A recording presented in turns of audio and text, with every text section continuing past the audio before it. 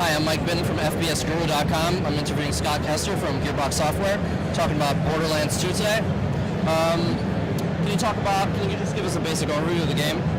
Yeah, I mean, for people that aren't familiar with Borderlands, I mean, it's a first-person shooter looter, so it's all the fun of like an FPS with all the stuff from a role-playing game in there, skill trees, and one of our big draws is our gun system. We have our random gun generator that we create all the components, and there's millions and millions of variants of guns and loot and shields and mods and grenades and all of these things. So the whole intent is, this co-op nature of this role-playing game with the shooter that just kind of infuses into, like, we consider it's kind of a relatively new thing, not that the components themselves are, but the way that we put them together, we feel like it's pretty unique, and we really try to bring people together and just have fun playing the games together. So, can you talk about you have some new classes in the game? You also have the return of the Siren, but she seems a little bit different from when I played her. Can you talk about those a little bit? Yeah, this time around we made this decision to create just new characters for some new classes, but we knew we needed to have some familiarity in there. So, like Maya, the Siren, she doesn't have the phase walk like Lilith, but she has the phase lock. Right. And if you played her, she can take an enemy out of combat or just sustain something. But as the skills go down and on, it expands, and there's a lot more she can do with that. But talking about the Commando with Axton, he's familiar to Roland, but he has a lot of new components inside of that. And Salvador can dual wield. That's his action ability on this.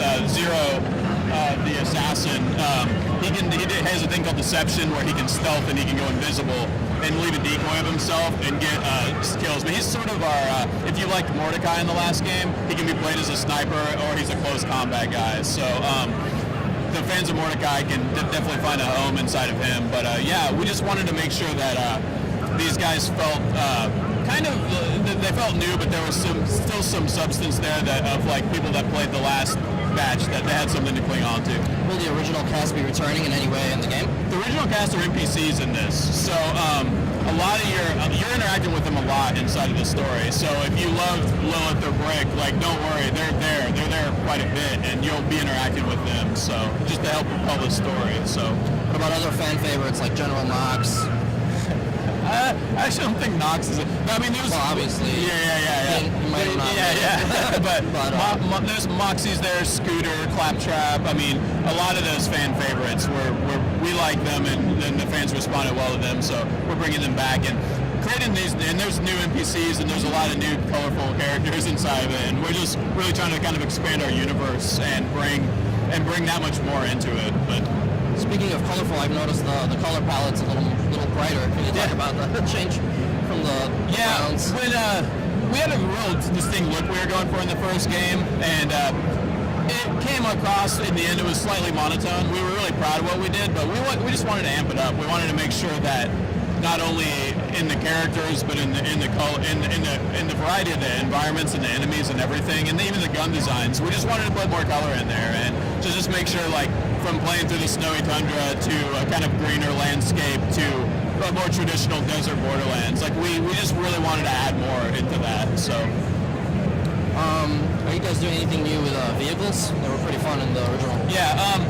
The vehicles this time around, we took a look at the way they operated and they worked, and we refined the controls. Right off the bat, the main vehicle is a 4-player vehicle, whereas before it was a 2-player. So there's something that everybody can be doing while they did. 2 people sit in the back and fire out the truck, and there's a gunner and a driver. So that was a thing that really early on, we're like, wow, we made a 4-player co-op game, but our main game only had 2-player vehicles. The runner is returning, but the new bandit, the technical that we call, is there.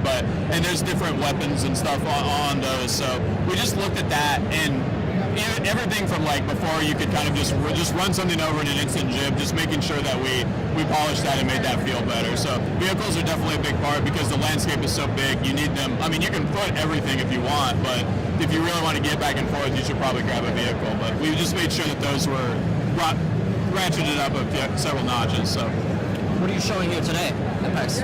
I'm sorry? What are you showing here today at PAX East? Well, we're showing an area called the Casa Caverns. So this is just a map. There's some side quests in there. It was kind of just a smaller segment of the game that people could get a taste of. We hope with some new creature combat and just new enemies and a new environment in there. So but we're just happy to let people play. They can play as Maya today and they can play as Salvador today. So to get a feel of their action skills and stuff. So we just wanted to get it into the fans' hands for the first time. So. You guys doing any big boss monsters, kind of like I don't remember the one in the DLCs. Right. Yeah, definitely. Bosses we put a lot of focus on. We've tried to add more of them and some more variety and instances in there. And yeah, we're definitely looking into what Cromarax did and trying to take that and do a little more of that, just for the players that want to kind of to run things. So.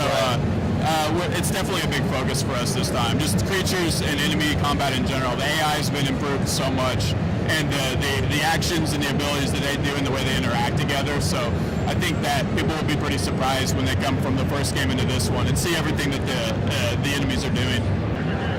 Any notable changes to the loot system? Yeah, just making sure that not only from the weapons, the guns themselves, to the grenades, to the shields, to the class mods, and the artifacts, that there's so much more in them. The things the grenades do now are like ridiculous. There's so much more variety inside of those. The shields, and now they show up on your character. When you go into your menu, it's third person. So when you're playing with a friend, you see that shield that's on his back. You go, oh, what is that? What does that do?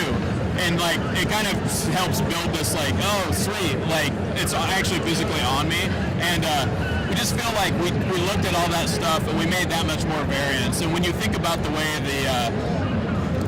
like all of those play with the actual action skills, the characters themselves have like 30% more skills per tree on their trees. So that with the class mods, with the co-op and the different guns, there's so many builds that are crazy. So loot is a huge draw. Like if that's what you're into when you're playing this, I mean, there's so much to find and there's so much to use. So.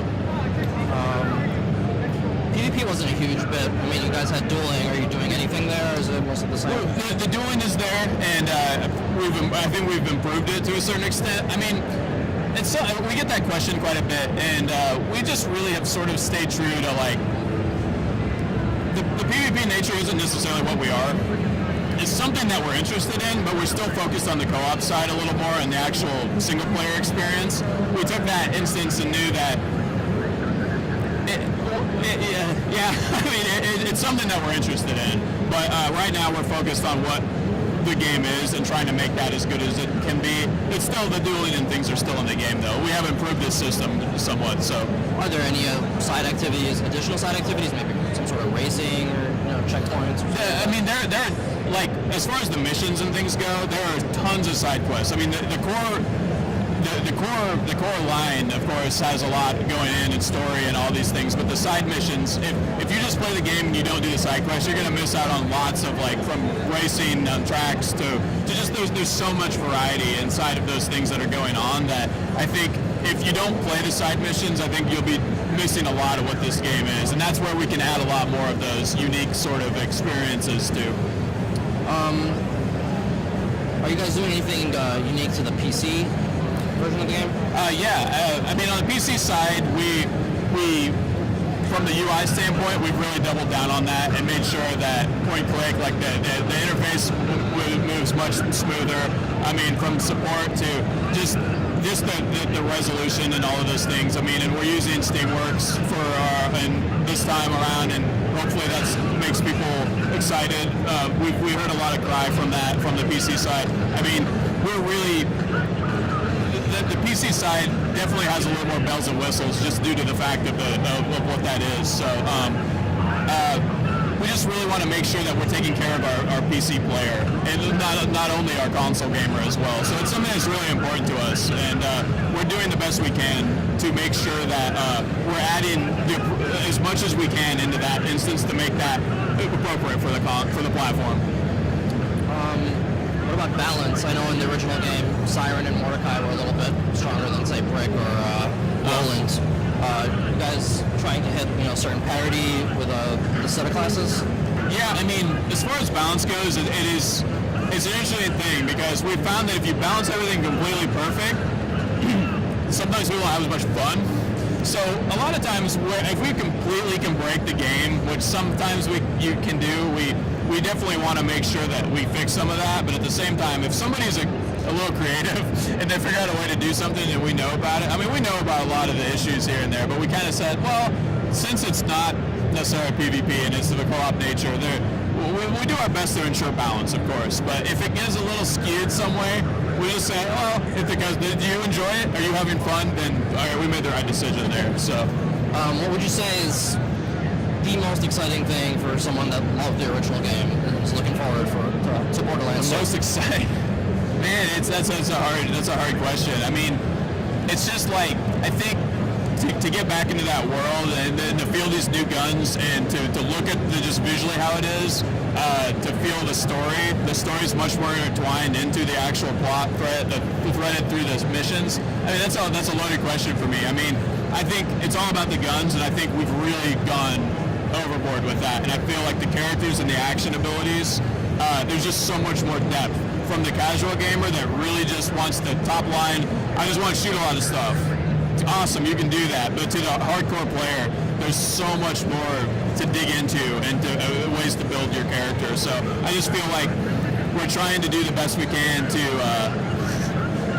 accommodate both of the different genres that we're sort of attracted into this. So that's what I'm most excited about. Are you talking a release date yet? Yeah, September 16th. September 16th? Yeah. All right, thanks for your time. Awesome, thanks a lot.